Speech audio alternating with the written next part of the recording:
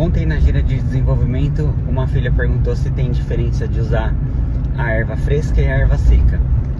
Tem diferença, mas antes de prosseguir aqui com o vídeo, eu queria reforçar que o nosso terreiro, nesse aspecto de ervas, ele segue a doutrina e o fundamento deixado por Adriano Camargo, o herveiro, que dedicou uma vida inteira à produção de conhecimento, organização de conteúdo sobre ervas. Quem teve oportunidade e privilégio de conhecê-lo, porque ele já faleceu, sabe do que eu estou falando. Então, o que eu vou passar aqui é o que eu pude aprender com ele, é o que a gente tomou como padrão no nosso terreiro, e é o material que a gente utiliza para planejar o desenvolvimento mediúnico e orientar os nossos filhos e, portanto, os nossos consulentes e clientes, porque forma-se uma cadeia, né? Alguém aprendeu com um pai que passa para um filho, se o filho trabalha com atendimento, colocando os guias da sua espiritualidade para atender o próximo, aquele conteúdo se reverbera. Então, só dando um contexto para vocês. O banho de erva, ele traz pra gente a energia do que o candomblé chama de egé vegetal, é o sangue vegetal. A erva fresca, ela é rica, né? Se você faz um banho de uma erva fresca, sai aquele sumo com facilidade. Aquela é a energia da erva que nos interessa para que a gente faça um banho de erva empoderado, né? A erva seca, ela já está num estado de desidratação, então ela perdeu muita água. Se você colocar ela direto na água fria, vai sair pouco sumo.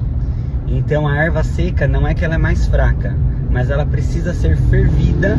Ela precisa ser fervida para que possa sair o potencial sumo daquela erva.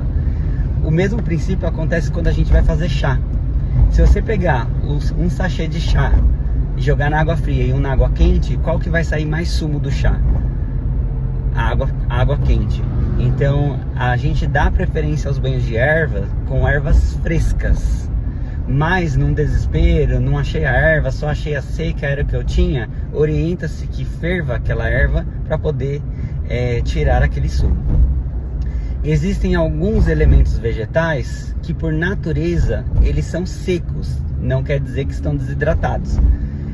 Por exemplo, as raízes, as cascas, né? Você pegar um cravo da Índia, um pau de canela, uma casca de jurema, essas já são objetos que por natureza já são secos.